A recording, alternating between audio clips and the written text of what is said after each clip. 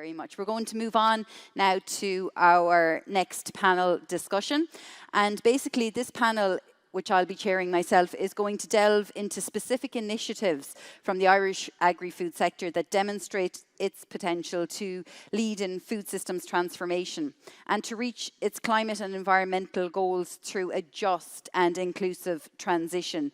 So we will look at the positives, what's happening in Ireland, the opportunities here that may be replicated in other countries. So I'm just going to invite to the stage now our panellists for this discussion, Pat McCormack, Richard Clinton and Deirdre O'Shea, and I will give you a brief outline of their roles. But perhaps just before we get started, I fill you in on my own credentials, I suppose. I am editor of Agriland Media Group. I've worked there for several years, covering all manner of news and features related to agriculture, environment, agri-business, politics, policy, and the European context.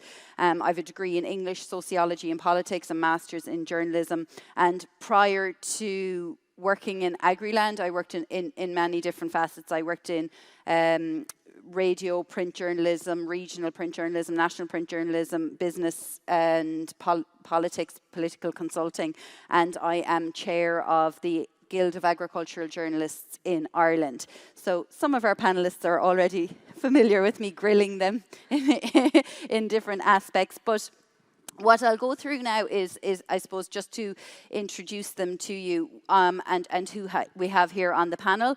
We're joined by Deirdre O'Shea. Deirdre leads the Food, Agribusiness and Beverage Practice Group for AON in the EMEA region. She represents AON in the Agri-Food Diversity and Inclusion Forum in Ireland. She's also a member of the AgTech Ireland Board and the Vista Milk Governance Board.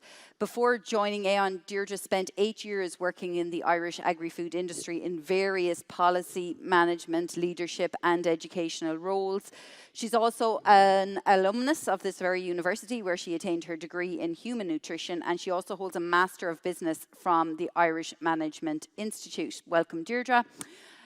Pat McCormack is the president of the Irish Creamery Milk Suppliers Association. He is a dairy farmer himself in Tipperary, on the border, I think. I hope I'm close enough. And has been serving as president of the Irish Farm Organisation for the past 6 years. He's a member of a board member of Ornua, Board BIA, which is our Irish Food Board, and the European Milk Board, and is a former board member of the National Dairy Council. He was a member of the Food Vision 2030 Stakeholder Strategy Committee and sits on both the Food Vision Dairy Group and the Food Vision Beef and Sheep Group, which are groups aimed at reducing Irish agricultural emissions significantly by 2030. And also finishing our panel, we have Richard Clinton, who joined Dawn Meats in 1984 at the first business unit established by Dawn Meats, and which is today the location of the McDonald's beef patty plant in Ireland. He too is a graduate of UCD and has extensive experience in processing, production, sales management, and particularly sustainability. He's a member of the Institute of Directors and chair of a number of boards, currently serving as a member of the European Meat and Livestock Traders Union Sustainability Task Force, and was previously a member of the European Roundtable for Beef Sustainability Technical Working Group. Thank you all for joining us on this panel discussion. So I might just, I suppose, start with yourself, Richard, at the end and ask you, what are the drivers that you feel are currently supporting the agri-food industry in Ireland towards its leadership role in sustainability? Like, what is working well and what do you think we need more of? Thank you, Stella. I think you've already referenced one important aspect of a positive attribute of the industry through the Food Vision strategy that has already been established, that Pat was a member of, and other stakeholders from across the industry were involved in back in 2021, and it was subsequently published in mid-2022. So we already have a strategy in place for the industry, so it's a good starting point. And that Food Vision strategy is complemented by the work of Origin Green and the members of Origin Green, and that links the producers, the processors, and ultimately the customers for Irish beef and lamb products. So we have a common aligned strategy as a broader sector in the first instance, so that's an enormous positive. On top of that then, Meat Industry Ireland, as the representative body of the meat industry in the country, earlier on this year published its sectoral beef sustainability report. And in that it committed to a beef charter, for example. So that sets out a series of aligned actions that will be taken by industry members, which will collectively add to improve sustainability within the sector overall. There are a lot of individual actions already taking place. Things like demonstration farms, the Signpost Farms programme, for example. All of these initiatives are aligned towards achievement of this national strategy that has been agreed. So the industry itself, is committed to supporting things like earlier slaughtering ages, for example, younger age at first calving, the knowledge transfer programs and individual processor programs, all of which will help accelerate the achievement of the national target. So these are the things that are in play, have already started and are being adopted at differing degrees, but they are becoming more mainstream as more and more actors within the sector become more heavily involved. And that will help us accelerate the rate at which we're achieving progress nationally. Pat McCormack, in terms of the dairy sector, which is primarily the sector that your organisation represents, albeit other sectors as well, what is the dairy industry doing to support climate targets here in Ireland? What initiatives has it begun? Well, you need only look at the Dairy Vision Group. I mean, there was 19 recommendations from that group. It was across the spectrum, Dairy Industry Ireland. You had the co-ops represented, the farm organisations. And I suppose the challenge is to meet our target for 2030, but we must also look beyond that. I see Tom O'Dwyer in the audience, the head of knowledge transfer, and that's a critical thing. It was mentioned in the earlier debate about champions.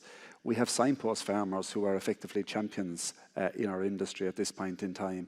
And I had the privilege of being at the launch of the signpost farmers in Tipperary in recent enough weeks. And to see the buy-in there from industry is absolutely critical. But, the adoption of multi-species swards, the amount of clover. I mean, when clover was spoken about in 2022, the question was its lack of availability. I mean, farmers are using those techniques now to replace chemical fertiliser. And we can see that very evident, with anywhere between a 12 and a 15% reduction in the amount of chemical fertiliser used over the last 2 years. And an example is that, farmers are changing their mindset. And sometimes it can take, it's like having hiccups. You can trot along with hiccups, but you need some impact to kick those hiccups. And the war in the Ukraine was probably the belt on the back that we all needed. We saw significant price increases in fertiliser, and its availability was a huge issue. And all of a sudden, farmers looked at the resources they had on farm, and the utilisation of low-emission slurry spreading and its widespread adoption during 2022 was phenomenal. There was a figure quoted at my local co-op the other night, where in 2018 there was 6 tonne of protected urea sold. In 2022, it accounted for 42% of all fertilisers, which is significant. You're talking about probably 4,000 tonnes, a move up from 6 tonnes. So you can see that farmers are embracing it, but we are aware of the journey.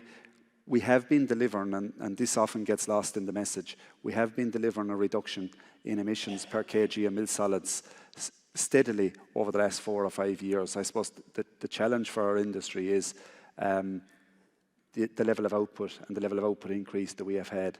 And, that isolates us when it comes to the debate.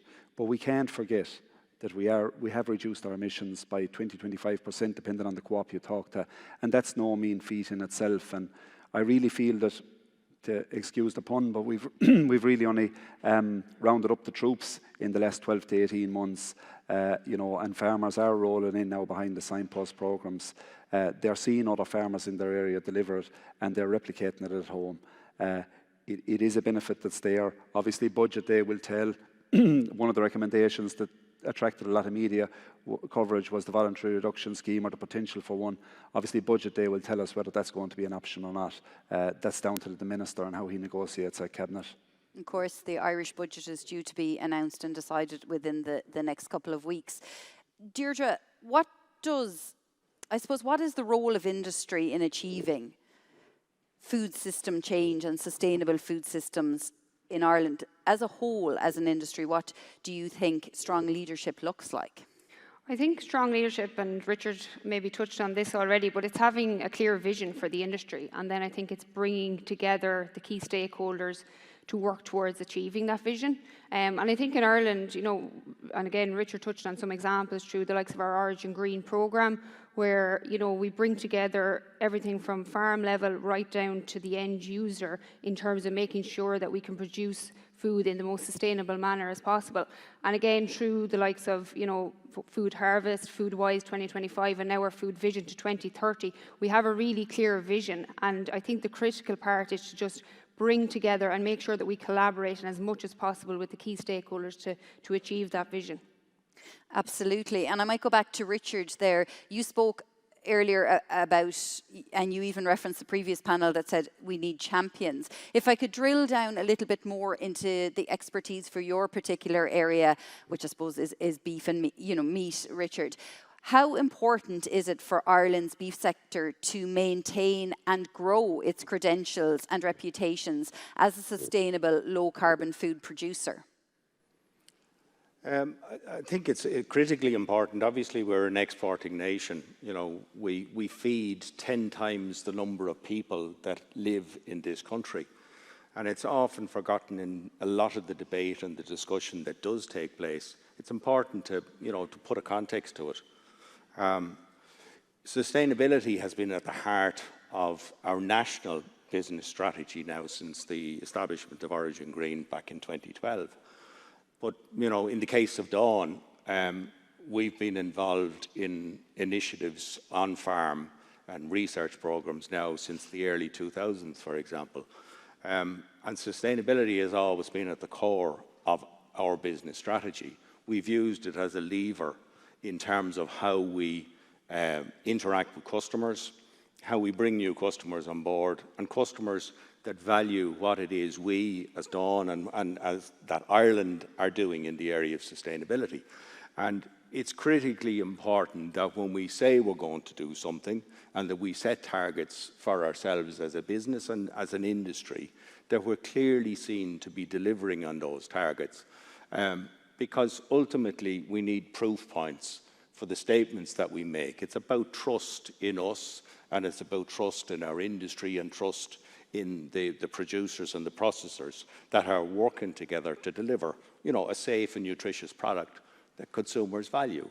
If we fail to deliver on the targets that we set ourselves, or if we fail to be ambitious in the targets that we set, we're only going to undermine that trust in ourselves and in our product. Absolutely, and I know previous panel discussions have mentioned that element of trust and how important it is for the consumer, but also trust in the policymakers in a particular country. In terms of dairy farmers or the sector that you represent, Pat McCormack, what do you think it would take to get farmers to embrace change and embrace and engage with the support that is available there to help them accelerate our climate action here? Well, I suppose we talk about sustainability, and sustainability comes at a cost. And there needs to be recognition there from the consumer, both a recognition and a certain absorption of the actual cost. If you take 2022 out of the equation as a product price year, you can go back over the previous 25, 30 years, and you'll see very little in the way of food, of a price, whether it is a kg of beef, and we could fight over that, myself and Richard, any day, or a cent per litre of milk. We've seen price stagnation on farms. We've seen margin eroded for the family farm model. And as a result, there had to be, in order to remain viable, there had to be a significant investment in scaling up to provide a family farm model delivering a family living. So, the cheap food policy has to come to an end if we're to have high environmental standards, and that has to be the number one. Obviously, you know, ESDAS, beef and lamb sustainability, milk quality and milk pricing structures that support sustainability will all help the farmer to buy in. But ultimately, there has to be a reward from the marketplace. And that's absolutely critical still as we move forward. Other than that, the most fundamental part of sustainability, which is economic, will fall. And if economic falls, it's going to have an impact on environmental sustainability, but it's also going to have an impact on social sustainability in rural Ireland. You mentioned there the economic sustainability, which is obviously a big factor in any kind of sustainability, you know, be it climate or environment, and that the consumer has to be cognizant of the fact that being sustainable comes at a financial cost. Is there an onus on policymakers also to support people in their endeavours to try and move towards a more, you know, environmentally sustainable model?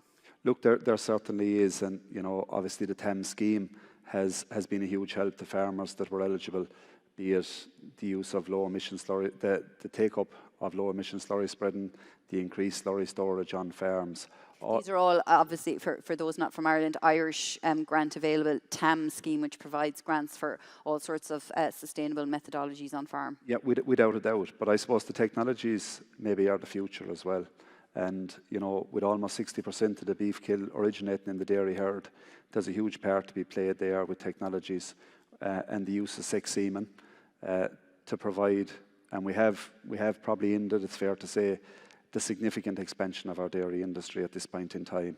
And the animals and that are produced on farm that aren't dairy replacements, we need to up their value in the beef sector for the likes of Richard, you know, to move forward with. So I think sex semen, and whether it's the collar or the bolus as a heat detection aid, is absolutely critical as we move forward. Staying with that theme, I suppose, of new technologies and new methodologies, Deirdre, what examples of leadership are you seeing in the adoption and the scale-up of ag-tech solutions in the ag-tech space? Yeah, so I suppose with my AgTech Ireland hat on, and myself and Pat were only chatting this morning, he was showing me on his mobile phone an app that he has where he can see individual cow status around feeding, around herd health. So I think definitely where maybe the greatest adoption has happened has probably been in the dairy sector with the use of collars. As one of my friends said, it's like a Fitbit for cows. So you can tap into an app on your phone and see, as I mentioned, you know, fertility, health status, feeding status, resting of the cow or movement. So I suppose, look, ultimately what ag tech allows us to do is become more efficient as farmers. And really, I suppose, if you're talking about sustainability, that's what we need to look at, is the efficiency on farm. The other things I suppose that it does is it helps with the, you know, a better work-life balance, I think, for the farmer in terms of reducing labour on farm. The fact that Pat can be here today and look at his phone and see what's happening with his herd, you know, on an individual level, I think is a fantastic progression within the industry. So I think ag tech is going to play a crucial role going forward. But I suppose, look, there are barriers, and I know Teagasc have done some work in this space around what are the barriers to adoption for farmers. There is a cost there, I suppose, with adoption of these new technologies. So, and as well, we need to build trust. You know, this is quite a new area, I suppose, a new space for farmers. So they need to see the concept working time and time again before they will actually decide to adopt that onto their farm. So I think it's a relatively new area, but I think an area of huge growth going forward. I might stay with you for a moment then as well, because you previously worked with Agri-Aware, which aims to educate and raise awareness amongst the general public and children on agri-food topics. What are the key messages around sustainability that you advocate for, that you would share with the audience here today and online? Yep, so Agri-Aware is, as you mentioned, an educational body which is funded through food and drink companies in Ireland to portray a positive message about all things agriculture and food. So I think from a sustainability perspective, you know, educating the general public is absolutely critical. They're the stakeholder that sometimes are forgotten in this whole debate, and we need to make sure that we incorporate them in as much as we can. I think we need to keep the message very simple. You know, our challenge is producing safe, nutritious food in an environmentally friendly way. Just, I suppose, one example that I'll share with you, and I think we can all become better advocates actually at articulating that message and communicating that message. But one particular initiative that I ran when I was in AgriAware was an open farm day, where we opened up working farms all around the country. We had 4 farms open on the one day, and we had 10,000 people, mainly from local towns and cities, who visited these farms. A mix of enterprise on the farms. And we just showed them exactly, on a day-to-day basis, what a farm does, how your food gets from the farm here today right down to the supermarket shelves. And I think when you actually bring the people to the source, they start to understand, and they start to have, I think, more of an appreciation about where their food actually comes from. Like, working in this industry, one thing, when I was listening to the bio, one thing I should have in there is I'm from a farm, and I'm very proud of that. And I think we should all be more proud about where we come from, the industry that we work in. It's an amazing industry. We're producing nutritious food to feed and nourish the population all around the world. Like, you look at the likes of Dawn Meats, they're feeding people all around the world on a daily basis. We need to be more proud of that, and we need to work together, but also all individually become advocates for this industry, because it's an amazing industry. But I think from a sustainability perspective, we do amazing research through the likes of Lions Farm and UCD, through Teagasc, through all our research institutes. It's really just trying to, I suppose, articulate what we are doing in a simple, in layman's terms, in a really simple message that will resonate. And I think the other thing that we need to be mindful of is how people actually consume information is changing all the time. So if you think of primary schools now, and in AgriAware we did a lot of work with primary schools, their attention maybe to, read an article, or, how they absorb information, it's very, it's through videos, or it's through short clips or animation. So I think we need to be mindful as well around the audience that we're communicating to, and how we actually shape the message for them. That's very interesting, because I know from my own background as well in Agriland, obviously we write articles no more than what a newspaper would do, but we have found that the information, particularly to our agri audience, and it's not just younger people, we are seeing, like, the older generations as well, the way that they take in information, and there's so much information about climate coming at people at the moment, and a lot of information about climate and agriculture, that they are finding it far more digestible in things like visual videos, podcasting, interviews that they can see online, the likes of this Climate-KIC conference here today, that people can listen in and watch in, that they're finding it easier to get the message across in that sense. Richard, I might go back to you again. Obviously Dawn Meats is doing a lot in terms of sustainability, but the beef industry as a whole in Ireland, can you tell us what it is doing to support climate targets? I know you've mentioned them previously there already, but I think that sometimes agriculture comes in for a lot of criticism for not trying to be more sustainable, and maybe perhaps it should blow its own trumpet a little bit and let people know about the actual positive initiatives that are underway, particularly in beef, for example. Thanks. I think it's fair to say, Deirdre's already referenced it, the work that's done through AgriAware and organisations like it, and the farm walks that we are associated with and support on an ongoing basis. We do the equivalent of that at primary, secondary and at third level.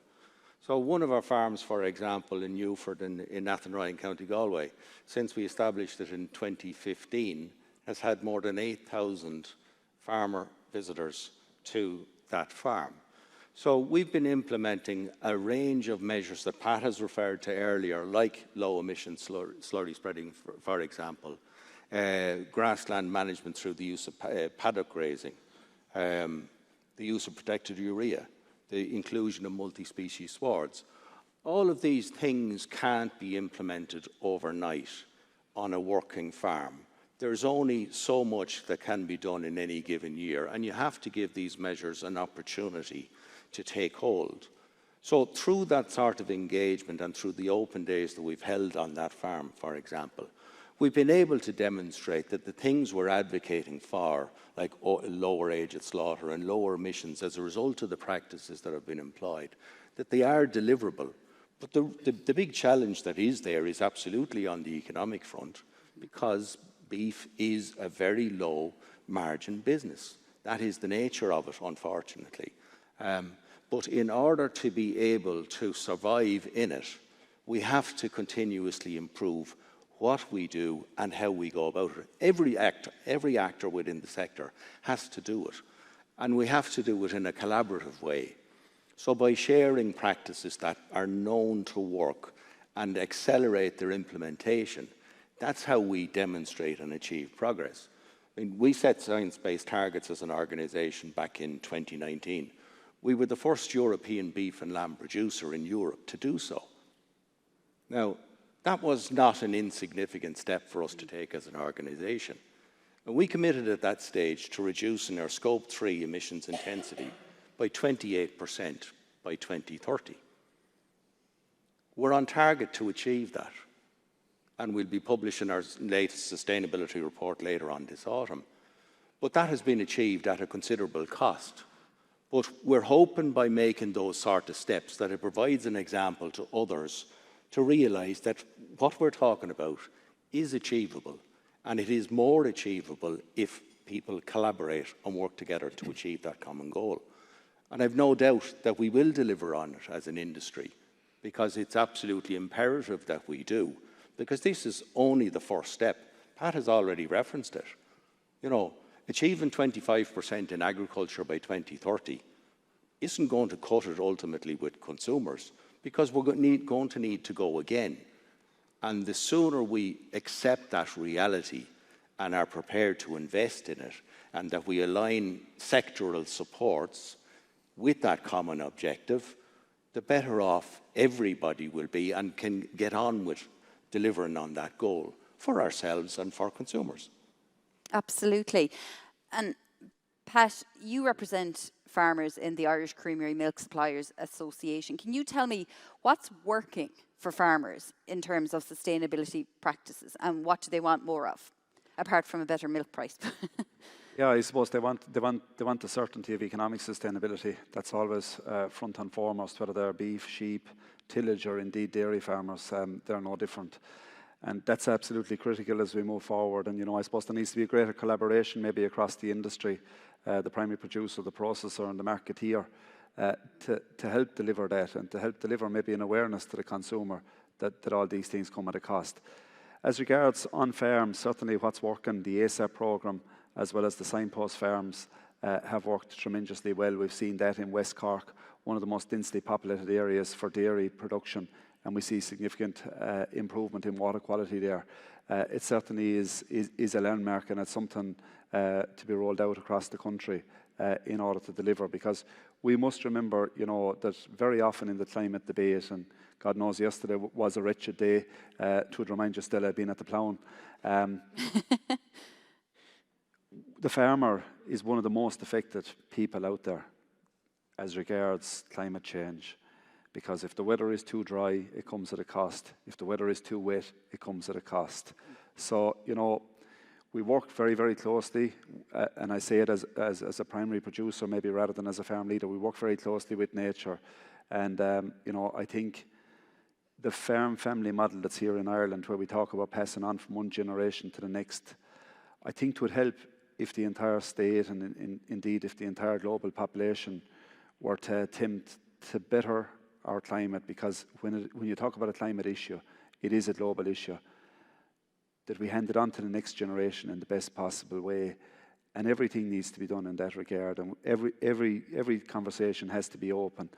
And sometimes farmers feel frustrated there, because, you know, when it comes to energy and a reduction in energy, agriculture has a significant part to play there potentially, with a very, very minimum visual impact, and by that I mean solar panels in particular. But the difficulty for a farmer that covers every square inch of cladding that he has in his or her yard with solar panels to produce energy, there is no recognition at farm level, and that's hugely frustrating for the individual as an individual, and as an individual farm family, as well as a sector. Deirdre, in terms of, I suppose, ag-tech solutions, which you mentioned earlier in your role as an ag-tech board member, what collaborations are taking place internationally that can mirror, I suppose, what's happening in Ireland? Yeah, so one of the objectives actually within AgTech Ireland, which just for you, those maybe who are not aware of AgTech Ireland, it's quite a newly established group which represents AgTech companies in Ireland, both at policy level and knowledge sharing throughout the industry. But one of the collaborations that we have is with Agri-Tech New Zealand, where we can share knowledge, insights. I suppose we're similar in that we have a similar, I suppose, agricultural system. So research that's happening there or ag-tech solutions that are being developed there may be applicable here in Ireland and vice versa. So very much AgTech Ireland is open to further collaborations, and I think it's only through that collaboration that we'll start to learn more, and we can share what we're doing here with other bodies internationally as well. So yeah, very much open to further collaboration on that. That's interesting, and I might go back to Richard on this one as well. Obviously, you mentioned earlier, and I suppose most people know that Ireland is often seen as a leader in sustainable beef production. It's an export nation. What lessons would you share, Richard, around sustainable beef production in Ireland that could be relevant to other countries? Obviously, we have people here from the Basque region, from Slovenia and elsewhere. I think ultimately every country has to play to its natural advantages in any agricultural production system. You know, when we talk about being a world leader in sustainable food systems, you know, each country should aspire to that same objective, because ultimately it has to make the best use of the natural resources that are available to it. And in terms of our sustainable food system, we should be encouraging that type of behaviour through all of the different signals that we're sending to producers, to processors, and state actors in each of those individual countries. If they adopt that type of approach, it's, as I say, it's sending the right signals. When we look at where we have been successful, it is ultimately about building effectively a coalition or a collaboration between different actors within the country that have the recognised expertise and the practical application to deliver a lot of these solutions. Because the science has already been proven in many of the initiatives that we're trying to scale up. What's crucifying everybody is the speed at which they are being adopted, because previous state supports and previous EU supports for so many years were pointing in a different direction. So you're asking people to reverse gear in terms of their own individual enterprises and go in a different direction. And the speed at which that can happen has to be supported by government support, by industry support, and by wider sectoral support, ultimately, in order to deliver the change that we want. But it can only be achieved by collaboration. And I think collaboration is the message more broadly. We can't do it on our own. We can only do it by working together. That leads me on to a question, I suppose, having had our discussion here for the last half hour or so, and what we have learned from previous panels and speakers from different countries, that systems change is hard. And it does take time. And Richard mentioned there, it seems that systems change is nearly being thrust upon the industry at the moment at a rate of knots and told, catch up quickly, we need to do this quickly. And of course, that is coming from I suppose, the pressing matter of climate change that we have at the moment that is beyond our control. But I suppose, Richard, there's no shortage of initiatives happening here in Ireland. Deirdre has mentioned them, Pat has mentioned them, and you have mentioned them. How do you feel yourself about this change following the discussion here today, what you've heard from previous panellists? How do you feel about the systems change moving towards a more sustainable methodology, we'll say, in Irish agriculture and environment? I think it is happening, absolutely. And as I said, what we need to do is accelerate the pace at which it is changing. And we need to send the right signals to incentivise that type of behaviour. It's not only for farmers, it's for processors, it's all of us need to change the manner in which we have acted historically. And more broadly than that, I mean, the discussion just prior to this one, you know, part of it brought up the issue of regenerative agriculture.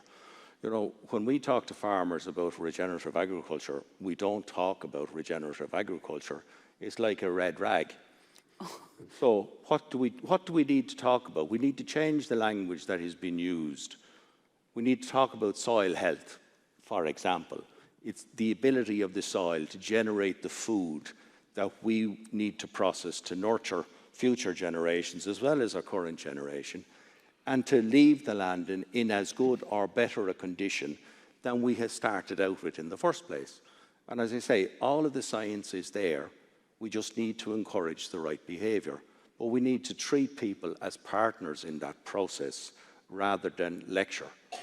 And unfortunately, too often in the past, that was not the approach that was adopted. But it is absolutely needed for the future. Deirdre, I might ask you the same thing in terms of our agri-food system in Ireland and systems change. Are you positive about it now? I'm probably a natural optimist by nature, so I am optimistic. And I think as an industry, if you look at, we've had challenges in the past. We're a really resilient industry, and I've no doubt that working together as an industry, you know, we will meet our targets on this one as well. I think collaboration is the key. And look, I know, and I appreciate Richard's point that, you know, we are making changes and we do need to accelerate them, but that there are some barriers there, and the economic one has raised its head already today, and I think that's probably the biggest one at farm level. You know, we need to, I suppose, come together and see how can we overcome that obstacle. But definitely, I am optimistic. I mentioned I'm from a farm, I'm from a pig farm, so we've certainly seen our ups and downs over the years, and they're a resilient bunch, no different to any other subsector in the industry. So yeah, I am optimistic that we will achieve our targets on this.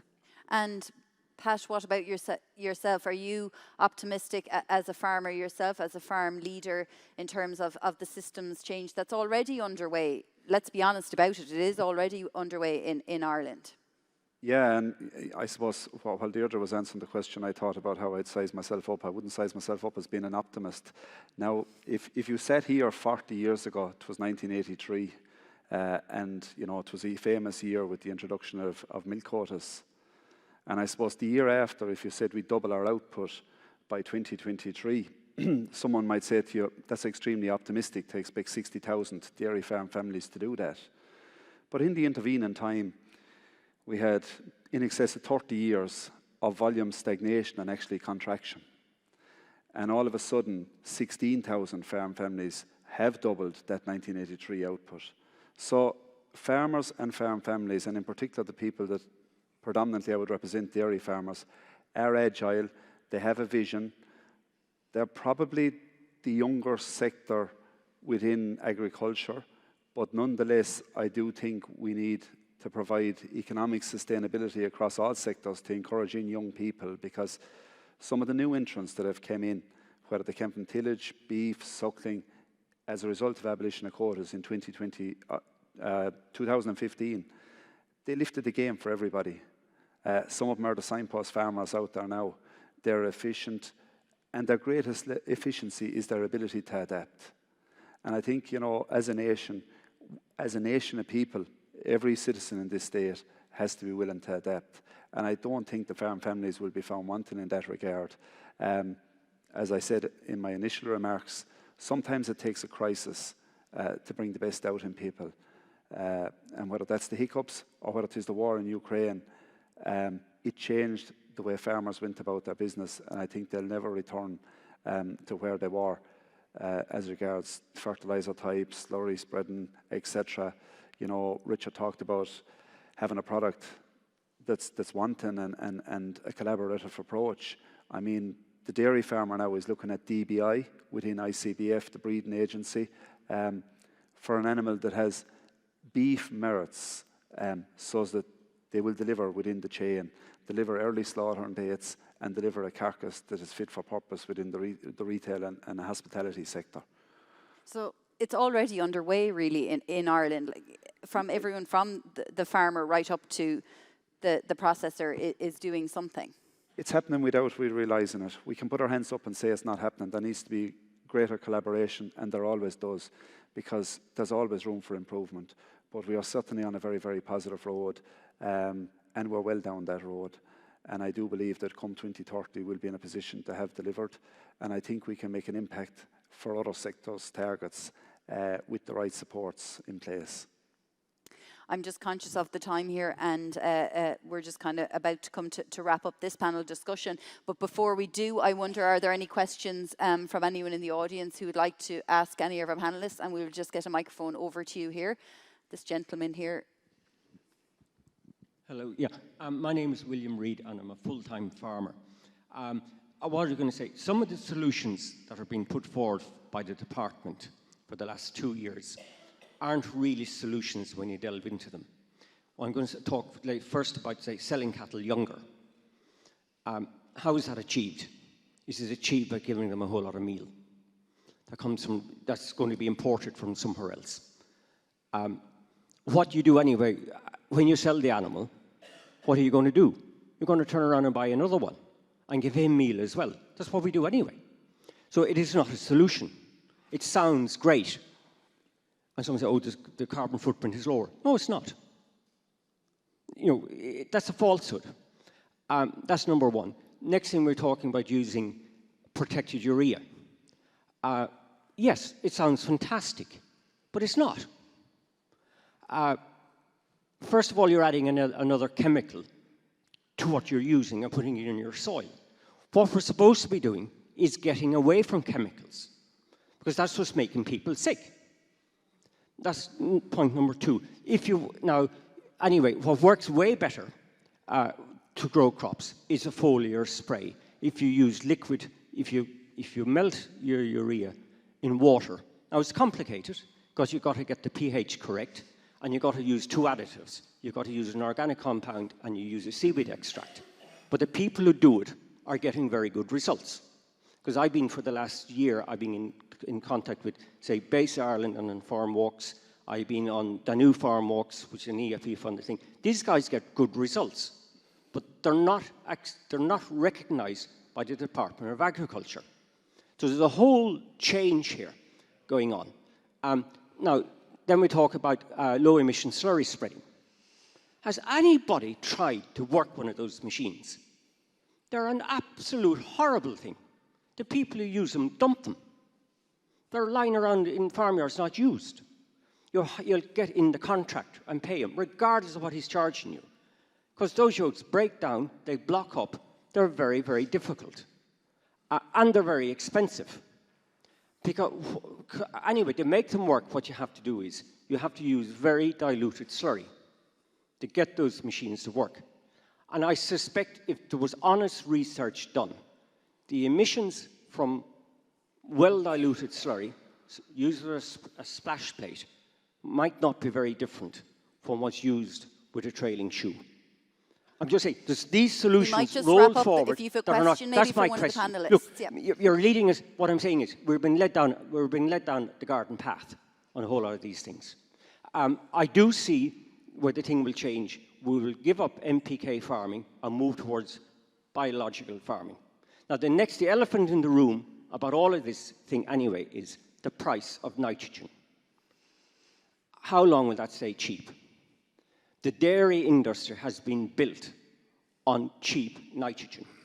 Going forward, the supply of nitrogen, the raw material, the supply of natural gas, which is the raw material to make any of those nitrogen compounds, is getting scarce. In 9 years' time, the Groningen field in the Netherlands is being closed down because of the amount of earthquakes it's causing. All the small gas fields around Europe will run out of gas in a few years' time. And you're left buying gas from Russia and Iran and Kuwait, who between them, have half the world's supply of nitrogen. So in about 10 years' time, they're the people you're dealing with. So that's one change you must look at. We can't do the type of farming we're doing in Ireland today without this huge change. And that's what we're talking about today. You have to acknowledge I just have conscious there's other hands here. So I think your questions are very valid, and they're in terms of as you said there, the methods that are being put forward by the department, and you could be correct in the question of maybe asking the department why certain things aren't recognised, and maybe more research should be done on different methods, which you've mentioned there, which you make very valid points. I will just take another question as well, and we can put a couple of questions if we move over to this gentleman here. I'm conscious of the time. Very, very valid points, very good questions coming in, and I suppose we don't have anyone from the department up here at the moment, but if there's anything that we could direct to our panellists, certainly go ahead. Yeah, very interesting discussion taken by something that Richard said about the use of language. If I was a farmer and sitting in the audience today and listening to the last panel discussion, there was a lot of mention of system change. I think I'd be fearful, because to me what I hear is I'm going to have to stop doing what I'm doing and do something very different. So stop milking cows and go to tillage or go to forestry or whatever it is. That's what I'm picking up from the term system change. And I just wonder if the panel would like to comment, are we more likely to see system evolution, that we're moving towards more efficient systems, systems that produce less greenhouse gases, rather than fundamentally maybe changing away from what we're doing for large numbers of farmers? For sure there are going to be some farmers that are going to make that step change or systems change. Just a comment on that from the panel I'd welcome. Richard, I might go to you on this. I suppose, is the terminology or is the idea of systems change a little too stark for some stakeholders along the agri-food supply chain? Yeah, I think, again, language is very important in all of this, in terms of broader communication, needless to say. But in terms of how you bring people along with you in what ultimately, is a long-term plan that you implement in small steps. And it is about securing incremental gains in terms of what you do at an individual enterprise level, irrespective of what sector you're involved in. So the whole essence of continuous improvement, and essentially that is what sustainability is about. It's about continuously improving what you're doing and how you're doing it, eliminating waste streams, eliminating wasteful processes, wasteful procedures from how you operate, and getting the best out of the land that is the resource that you are trying to regenerate.